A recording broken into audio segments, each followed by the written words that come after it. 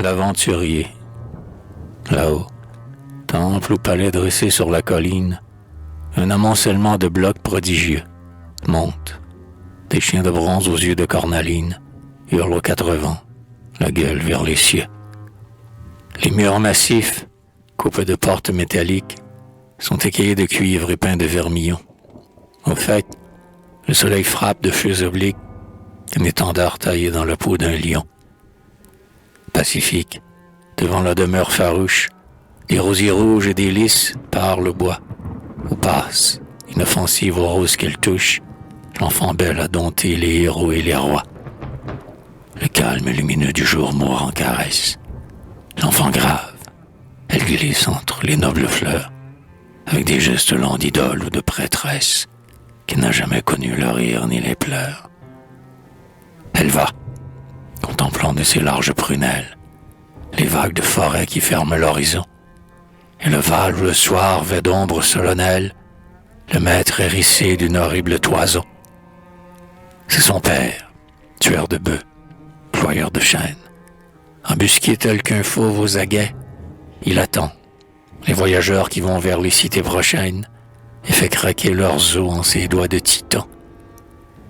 Puis il revient, tranquille, après chaque tuerie, courbé sous le butin comme un roi triomphant, et tandis que les morts saignent dans la prairie, suspend de lourds colliers au cou de son enfant. Maintenant une nuit de lune, froide et claire, découpe le profil des monts sur les chemins. Le meurtrier fatal, sans haine et sans colère, écoute s'approcher un bruit de pas humains. Et voici qu'au détour de la route moussue, apparaît, radieux sous l'armure qui luit, un guerrier casqué d'or qui porte une massue et dont le manteau rouge illumine la nuit.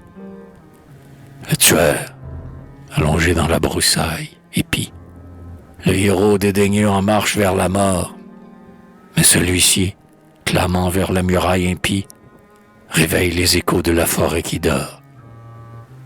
Je suis venu, hors du repère, au vainqueur d'hommes. Si tu fuis devant moi, je dirai que tu mens. Mais tu mériteras le nom dont tu te nommes, si tu peux m'étouffer dans tes embrassements. Soit, ta bouche saura la saveur de la terre. Et l'antique lutteur se dresse avec ennui pour écraser d'un coup de poing et faire taire les faibles injurieux qui parlent devant lui. Ils se prennent, poitrine unie et chair mêlée, groupe tumultueux de râles et de cris. L'enfant calme regarde, au fond de la vallée, le meurtre habituel du haut des monts fleuris.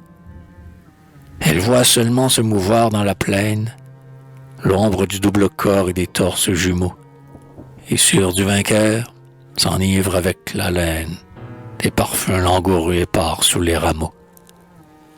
Mais tout à coup, après une clameur sauvage, ses impossibles yeux se ferment de terreur, comme un bœuf abattu dans le natal herbage.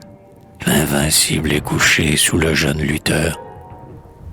Et le guerrier sanglant, par les pentes ardues, monte vers le jardin.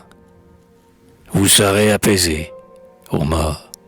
Je vengerai vos âmes éperdues, et la victime est belle et vierge de baisers. Ô morts, je veux tuer dans la fille maudite les exécrables fils qui naîtraient de ses flancs. Il dit et vient, à garde du meurtre qu'il médite, et l'enfant parle aux fleurs étend ses bras tremblants. L'homme vous briserait avec ses mains brutales, roses que je laisse fleurir et défleurir. Un arôme puissant monte de vos pétales, vos parfums sont trop doux pour que j'aime en mourir. Ma chair frissonne, sauvez-moi, fleur protectrice. Ô lys glorieux que je n'ai pas cueilli, je voudrais me cacher dans vos étroits calices et refermer sur nous le voile détailli. Au moins, versez en moi vos senteurs, que j'emporte dans le morne pays vos baumes précieux, aux fleurs qui renaîtraient lorsque je serai morte. Fleurs, éternelle fleur, fleur égale aux dieux. Elle murmure encore des mots et des prières, mais le vainqueur, surgit des arbres escaliers, traîne par les cheveux l'enfant dans les clairières et fait boire son sang aux roses des halliers. J'ai tué le brigand et la magicienne. L'œuvre est bonne, luisez sur ma route, astre pur. Et les faibles drapés dans la pourpre ancienne se hâtent dans la nuit vers les monstres futurs.